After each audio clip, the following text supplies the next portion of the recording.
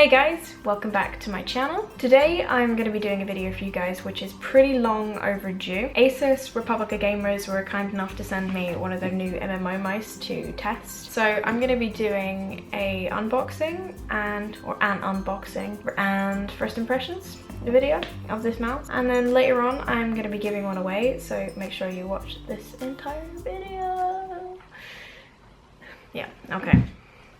I'm just gonna go with that. We're just gonna do it. Let's go. Okay, let's do it. Okay, so I had to take the camera into another room to open up the mouse because my desk is just not really flattering. It has a hole in it and it's covered in food. So let's just do it on the bed, okay? Here is the mouse. I think it's valued at about 125 to 140 pounds. So it's a pretty high-end mouse as far as gaming mice go. So I'll just show you what's on the back first. So all of this stuff that you'll never remember, but definitely is good information for sure.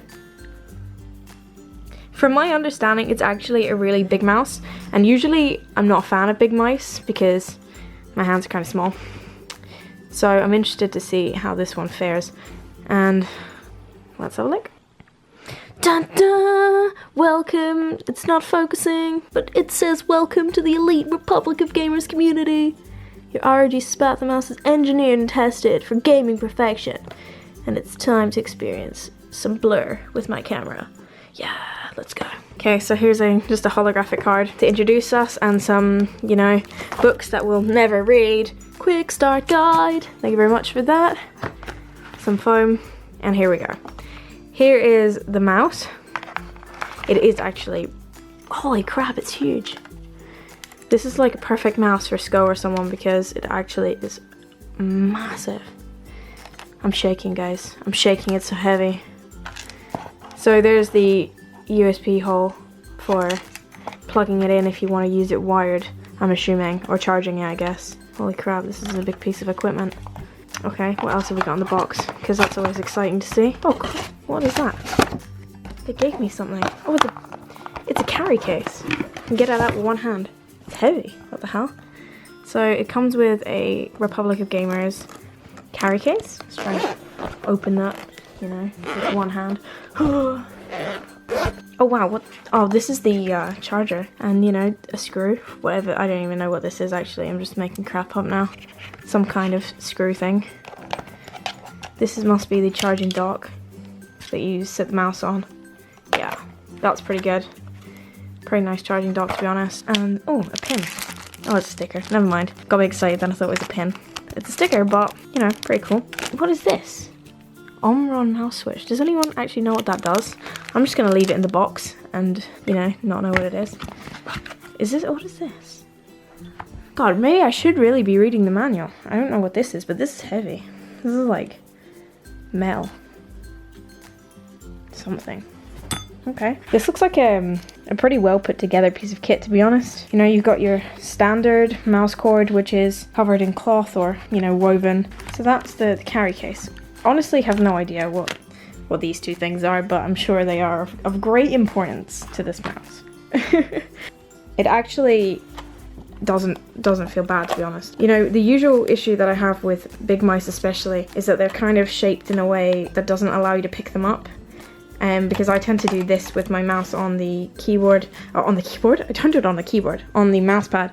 You know, the interesting thing is that the buttons are actually not kind of set up as you would expect. They're kind of one big one. You got this really mini one in the inside that I thought maybe would be kind of difficult to press, but I guess we'll find out when I actually use it. Otherwise, I think it's a pretty sturdy looking piece of equipment from the first unboxing. Comes with a lot of unfocused camera. Thanks for that, guys. It comes with a lot of equipment, a charger, the USB cables, etc. A carry case. Nice little things, you know, well worth the money. It does look like a pretty solid piece of equipment, but we will see how good it actually compares to the other mice that I tried. I've used Razer Death Adder for as long as I can remember, and I've used the Rocket Nith. Usually I'm not a big fan of mice with this amount of side buttons. Let's check out the first impressions and play some games with this mouse. Okay, so I've set up the drivers for the mouse, which as you can see is the Asus Armory. by checking on the armory, you can see that there's actually a lot more buttons than I realized on this mouse. Not only the 6 on the side, but you've also got a couple more standard buttons. So your sensitivity, so your DPI, on the fly changer, got you these forward and backward buttons, etc. And then you've got the side view here that you can see all of your side buttons, which are all of these ones here. It's got some interesting lighting settings. I've actually set mine on battery because, as we know, it's a wireless mouse, and I guess people are wanting to know, when should I be plugging in my mouse so that it doesn't die in the middle of a game? The lights actually change on the mouse when you're low or medium or high battery, which is awesome. However, I haven't yet been able to figure out how to set it up wirelessly. Every time I unplug the mouse, it's not actually recognizing the receiver, so I guess maybe it's plugged into the wrong kind of USB port. I'll have to check that out, because one of the main selling points of the mouse for me is that it's actually wireless, and I love my wireless equipment so that I can walk around and do whatever. Yeah, so it does seem like a pretty sturdy piece of equipment. I haven't tried it yet in any games. I think it's one of those things that will take a while to get used to. Compared to my other mouse, it's definitely a lot more bulkier. Perhaps I would say even maybe too big for my hands. But for somebody like Sko, for instance, I think they could probably use this mouse to a great extent.